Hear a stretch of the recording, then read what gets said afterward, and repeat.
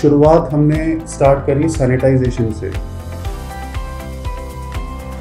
हमारी पूरी टीम पिछले 1 महीने से लोगों के बीच में काम कर रही है। सामाजिक तौर पे हम सब लोग इसमें साथ हैं और इससे बाहर भी सब लोगों को साथ निकलना है। निरंतर फरीदाबाद में हमारी गाड़ी चल रही है जो फूड पैकेट प्रोवाइड कर रही है। जहाँ पर भी हमें इस तरह के डेली वेज वर्कर्स या ऐसे लोग दिखते हैं जो अभी अपने घर नहीं जा पाए और यहाँ पर उनको काम नहीं मिल पा रहा है, हमने सोचा कि हम अपनी तरफ से ही एक फ्री एम्बुलेंस जो ऑक्सीजन सपोर्टेड हो उसकी शुरुआत करें ताकि लोगों को इसका बेनिफिट मिल सके। फरीदाबाद स्टार्ट हुआ था तो उस टाइम पर भी डेली की 250 से 300 कॉल मैंने भी अटेंड करी, जिसमें से मोर देन 80% कॉल मेरी होती थी कि ऑक्सीजन की अवेलेबिलिटी नहीं है, वेंटिलेटर बेड्स अवेलेबल नहीं है, आईसीयू अवेलेबल नहीं है।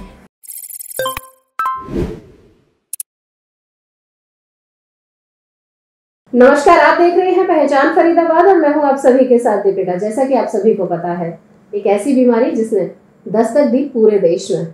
ना छूता रहा हरियाणा और ना छूता रहा फरीदाबाद, लेकिन बहुत सारे ऐसे लोग सामने आए जिन्होंने खुले दिल से लोगों की सेवा की और सहयोग भी पहुंचाया, सुविधाएं भी पहुंचाई। जिस तरह की जरूरत लोगों को पड़ी उस तरह से अपने आप को आगे रखा और लोगों के काम आए। आज की इस कड़ी में मेरे साथ जुड़े हैं जजवा पार्टी के युवा शहरी जिला अध्यक्ष ललिन हुड्डा जी। आज हम इनसे बात करेंगे कि इस महामारी के समय में इन्होंने लोगों के लिए क्या सेवाएं की हैं, क्या सहयोग दिया है और आगे की क्या रणनीति है, आगे की किस तरीके से अपने कार्य करेंगे। सर, पहले तो बहुत बहुत स्वागत है आपका हमारे धन्यवाद दीपिका जी। कोरोना महामारी चल रही है, पूरे देश में व्याप्त है, बिन बुलाया मेहमान यहाँ पर आकर बैठ गया है। क्या कहना चाहेंगे कि क्या हालात है पूरे शहर के?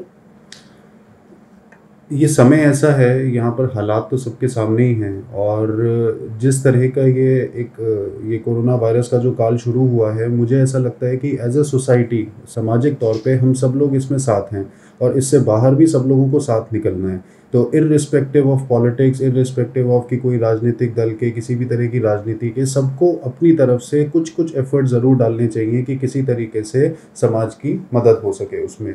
तो इसी कड़ी में हम लोगों ने भी यही सोचा था कि पार्टी प्लेटफॉर्म के साथ साथ हम लोग अपनी तरफ से कुछ सेवाएं शुरू करें फरीदाबाद के अंदर, ताकि लोगों को ये ज़रूरत की चीज़ें हम लोग मुहैया करवा सकें। ज़रूरत की चीज़ों की बात करें तो शुरुआत कहाँ से की गई? शुरुआत हमने स्टार्ट करी सैनिटाइजेशन से, क्योंकि ये हमारी पूरी टीम ने ये नोटिस करा कि सैनिटाइजेशन फरीदाबाद ज़िले में, या मैं समझता हूँ कि हरियाणा में बाकी जगह भी इस बार थोड़ा सा फोकस कम दिया गया था। तो उसके अंतर्गत हमने सैनिटाइजेशन व्हीकल बनवाया, जो हमने इसका प्लान करा कि गली गली जाकर और फरीदाबाद का मैक्सिमम ग्राउंड कवर करेगा सैनिटाइजेशन करने के लिए। और सैनिटाइजेशन के साथ साथ फिर हमने सैनिटाइज़र वितरण का भी कार्यक्रम चलाया, जिसमें 30,000 से ज़्यादा सैनिटाइज़र अब तक हमारी टीम द्वारा बांटे जा चुके हैं। इसमें हमने फरीदाबाद के मैक्सिमम स्लम्स, कॉलोनीज़ और ग्रामीण क्षेत्रों को कवर करा। जो आपने बोला कि एक व्हीकल आपने मंगवाया सैनिटाइजेशन के लिए, उस तक पहुंचने के लिए, मतलब आपसे कांटेक्ट करने के लिए लोग कैसे आपसे जुड़ते हैं? क्या माध्यम है आपसे जुड़ने का? हमने एक हेल्पलाइन नंबर जारी करा था जिसके ऊपर हमने इन सारी सेवाओं का वर्णन करा कि हम सैनिटाइजेशन व्हीकल प्रोवाइड करेंगे, फ्री एम्बुलेंस की सर्विस प्रोवाइड करेंगे, जो कोविड पेशेंट्स हैं उनको फूड पैकेट्स प्रोवाइड करने का काम करेंगे और साथ ही फ्री मेडिकल कंसल्टेशन भी हमारी टीम द्वारा प्रोवाइड करवाई गई। तो इसमें हमने अपना हेल्पलाइन नंबर जारी करा जिसके ऊपर निरंतर कॉल्स हमारे पास आई और इन चीज़ों के अलावा भी जिन चीज़ों की कमी देखी गई, जहाँ पर हमारी ज़रूरत थी, तो उसको भी हमने पूरा करने का काम करा।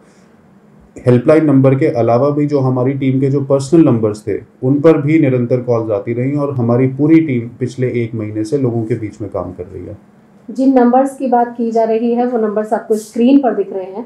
अगर आपको लगता है कि आज भी आपको थोड़ी सी ज़रूरत है तो आप इन नंबर्स पर कॉल करके पता कर सकते हैं, पूछ सकते हैं, इंक्वायरी कर सकते हैं और अपनी मदद ले सकते हैं। अगर बात की जाए सैनिटाइजेशन की, आपने बात बताई, सैनिटाइज़र आप लोगों ने वितरण किया, फूड पैकेट्स की बात कर रहे थे, कितनी जगहों पर अब तक जो फूड डिलीवरी है वो हो चुकी है? फूड ड्राइव जो कितने जगह पर कर चुके हैं? देखिए, फूड ड्राइव निरंतर हमने 2 गाड़ियां अलॉट कर रखी हैं जो फूड पैकेट्स पिकअप करके और फरीदाबाद के विभिन्न एरियाज़ में, चाहे वो हॉस्पिटल के बाहर अगर हमें कोई नीडी दिखाई देता है या मंदिरों के बाहर या कहीं पर भी जहां हमें लगता है कि लोगों को इसकी ज़रूरत है, आज आप देखेंगे एक महीने से जो डेली वेज वर्कर्स हैं फरीदाबाद में, उनके पास कोई काम नहीं है। जी। तो हमारा ये टारगेट है कि फोकस तरीके से प्रायोरिटी में हम उन लोगों को फूड पैकेट्स एटलीस्ट दिन की एक मील हम लोग प्रोवाइड कर पाएँ।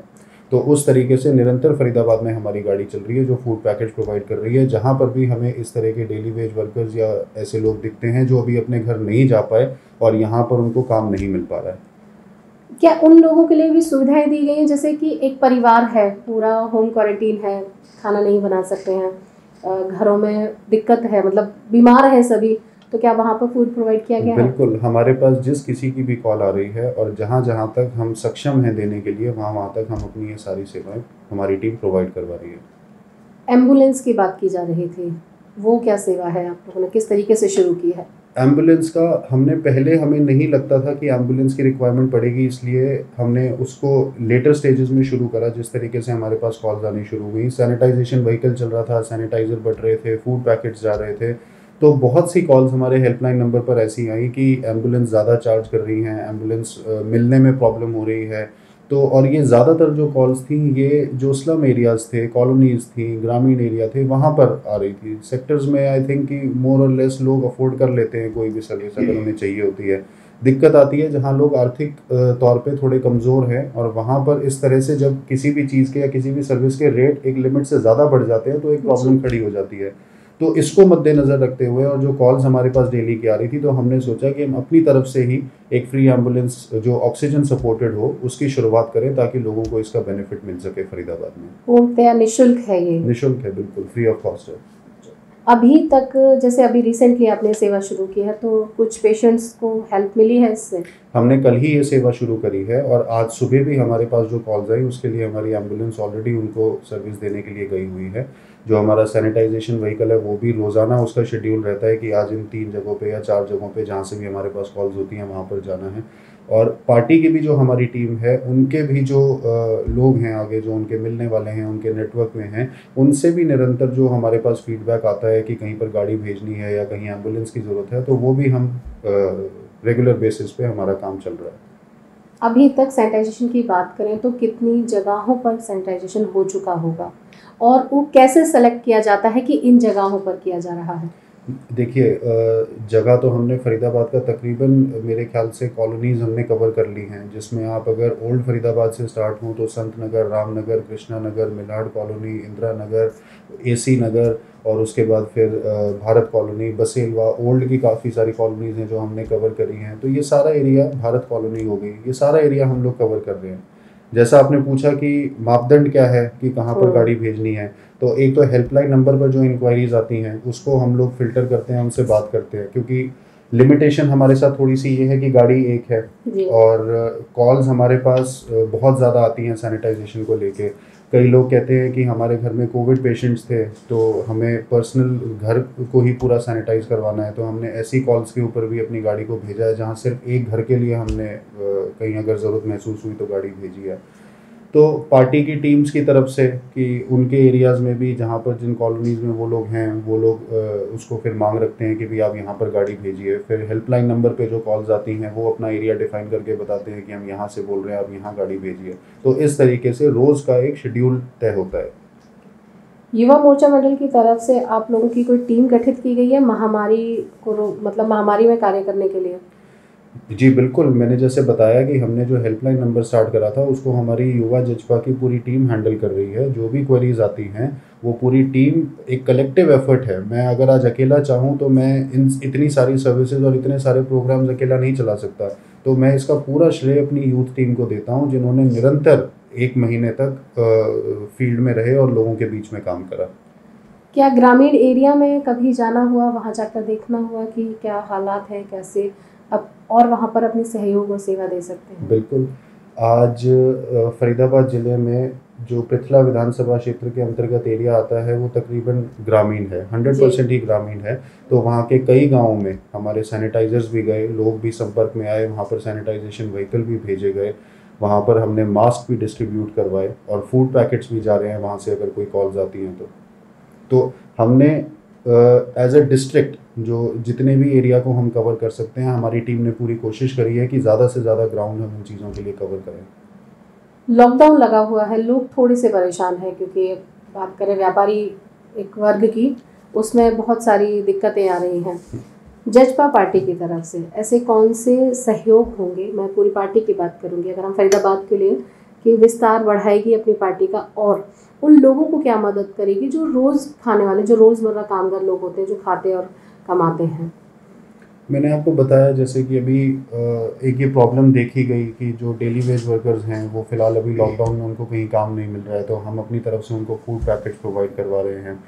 और जैसे भी जितनी भी जो केसेस हमारे सामने आते हैं जहाँ पर लोगों को एक ज़रूरत महसूस होती है हमारी, तो हमारी टीम निरंतर उनके बीच में काम कर रही है।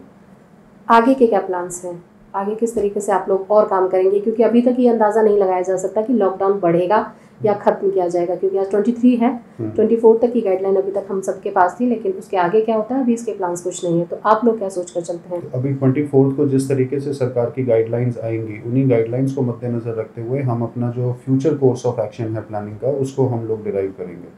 तो जो भी अगर लॉकडाउन एक्सटेंड होता है तो उसमें किन किन चीज़ों को हमें अपनी सर्विसेज को कंटिन्यू रखना है, अगर लॉकडाउन ख़त्म होता है तो उस तरीके से फिर पार्टी प्लेटफॉर्म पे भी क्या चीज़ें डिसाइड होती हैं कि ये प्रोग्राम्स हमें चलाने हैं, तो वो एक कलेक्टिवली जो भी प्लानिंग बनेगी फिर उसको हम लोग उस तरीके से चलाएंगे। कुछ समय पहले आपने देखा गया होगा कि ऑक्सीजन को लेकर हो चाहे बेड्स को लेकर बहुत ज़्यादा मारामारी चल रही थी। अभी फ़िलहाल थोड़ी सी रोकथाम है इस पर, लेकिन मुझे लगता है कि गंभीर केसेस जो हैं अभी भी वो उतने कंट्रोल में नहीं है। तो आपको क्या लगता है कि जिला प्रशासन को इसके लिए क्या करना चाहिए? देखिए, ऑक्सीजन की कमी से किसी की जान ना जाए इसके लिए सरकार ने कई स्टेप्स लिए, जिसमें बीके में भी 200 लीटर पर मिनट का जो ऑक्सीजन प्लांट है वो स्टार्ट करा गया, गोल्ड फील्ड के अंदर आईसीयू वेंटिलेटर बेड स्टार्ट करे गए। तो आज जैसा कि आपने बताया कि बहुत चीज़ें कंट्रोल में हैं, आज फ़िलहाल मैं ये समझता हूँ कि ऐसी स्थिति है फरीदाबाद में कि ऑक्सीजन की कमी शायद किसी को नहीं होगी पेशेंट्स को। हमारे पास भी जब पार्टी की तरफ से भी जो जिला हेल्पलाइन शुरू करी गई थी उसमें मेन नंबर मेरा दिया गया था, तो वो 3 से 4 दिन जब ये स्टार्ट हुआ था तो उस टाइम पर भी डेली की 250 से 300 कॉल्स मैंने भी अटेंड करी, जिसमें से मोर देन 80% कॉल्स यही होती थी कि ऑक्सीजन की अवेलेबिलिटी नहीं है, वेंटिलेटर बेड्स अवेलेबल नहीं है, आईसीयू अवेलेबल नहीं है।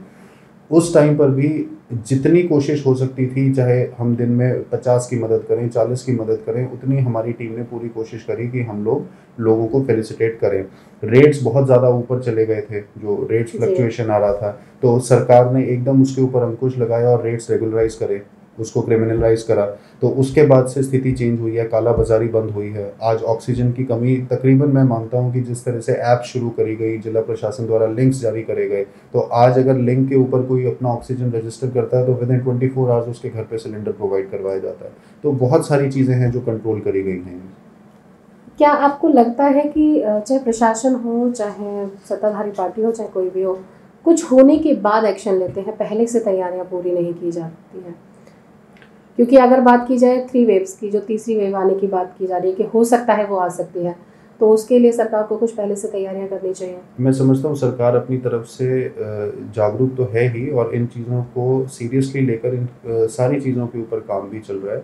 जैसा आपने बताया कि पहले से क्या इसमें तैयारियां की जानी चाहिए थी, ये एक ऐसा ये जो कोविड का जो काल आया, ये not only in India but world wide ये एक बहुत बड़ी प्रॉब्लम कंट्रीज़ के लिए खड़ी हुई। इवन जो मेडिकली बहुत ज़्यादा इक्विप्ड नेशंस थे उनके लिए भी ये प्रॉब्लम्स आई।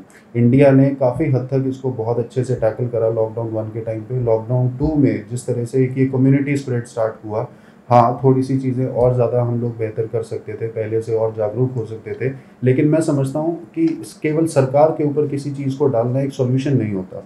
ये जैसे मैंने पहले ही आपको बताया कि एज ए सोसाइटी हम इसमें एक साथ हैं, तो लोगों को भी ज़रूरत है अवेयर होने की। आज मैंने भी ये देखा कि जब लॉकडाउन नहीं था लोगों ने मास्क भी तब लगाए जब चालान कटने का डर था, तो थोड़ा सा एज मासेस ऑल्सो और लोगों के तौर पर भी हमें लगता है कि थोड़ा सा लोगों को जागरूक करने की ज़रूरत अभी है, जो एक सरकार को भी और जो नॉन गवर्नमेंट ऑर्गेनाइजेशंस हैं, वॉलंटियर्स हैं, सिविल सोसाइटी है, सब लोगों को मिलकर लोगों को भी अवेयर करना चाहिए। जागरूकता की बात आपके द्वारा की गई है, तो क्या आपके कोई प्लान्स होंगे लोगों को जागरूक करने के जो कैंप्स लगाए जा रहे हैं, इस तरह के कोई ऑलरेडी हमारी ये चीज़ें चल रही हैं। जैसे किसी भी कॉलोनी में अगर गाड़ी जाती है, जो भी हमारे वहाँ वॉलंटियर्स हैं वो लोगों को जागरूक करते हैं कि आप निरंतर मास्क लगा के रखिए। आज भी कॉलोनीज में ये प्रॉब्लम है कि लोग ज़्यादातर मास्क नहीं लगाते, सैनिटाइज नहीं कर रहे हैं। तो इसीलिए सैनिटाइज़र बंटवाना एक तरीके से एक मैसेज भी देना था कि आप लोग इसका इस्तेमाल करें, और आगे भी जब तक आप इसको थोड़ा सा अपने आप को सैनिटाइज रखेंगे, मास्क लगा के रखेंगे, तो ये जो स्प्रेड है वायरस का, ये उतना कम होगा। आप आज हमारे साथ जुड़े, हमने बहुत सारी बातें आज हुड्डा जी से की, तो मैं चाहती हूँ कि आप हमारे चैनल के माध्यम से फरीदाबाद के लोगों को, जो भी इस वीडियो के माध्यम से आपको सुन रहे हैं, आप उनके लिए कुछ कहें, क्योंकि आप निरंतर इस पीरियड को देखते आ रहे हैं, काम करते आ रहे हैं। मुझे लगता है कि हम लोग, आप, हम कुछ जो समाज सेवी हैं या जो निरंतर इसमें काम करते हैं, वो ज़्यादा पब्लिक से बाहर निकलते हैं। तो आप क्या कहना चाहेंगे? मैं सभी फरीदाबाद के अपने लोगों से यही अपील करना चाहूँगा कि आप सब लोग अपने घरों में ज़्यादा से ज़्यादा रहें, बाहर कम निकलें, सोशल डिस्टेंसिंग का पालन करें, सरकार की तरफ से जो भी निर्देश और गाइडलाइंस दी जाती हैं उनका पालन करें, क्योंकि ये हम ही लोगों के बेनिफिट के लिए है। और ज़्यादा से ज़्यादा कोशिश करें कि अपने घरों में ही रहें, स्वस्थ रहें, खुश रहें। तो आज की हमारी मुलाकात, जैसे कि आपने सुना कि किस तरीके से ये लोग कार्य कर रहे हैं, चाहे वो पार्टी द्वारा निर्देश पे किए जा रहे हैं, चाहे खुद की स्वेच्छा से कार्य किए जा रहे हैं। फिलहाल सभी को ज़रूरत है इस समय घर पे रहने की और स्वस्थ रहने की, क्योंकि एक लाइन मैं खुद ही बोल देती हूँ कि जाने तो जहान है। सभी सुरक्षित रहेंगे तो आने वाले कार्य, आने वाला समय हमेशा हमारे लिए अच्छा रहेगा। फिलहाल आप मेरे साथ देख रहे थे पहचान फरीदाबाद। नमस्कार।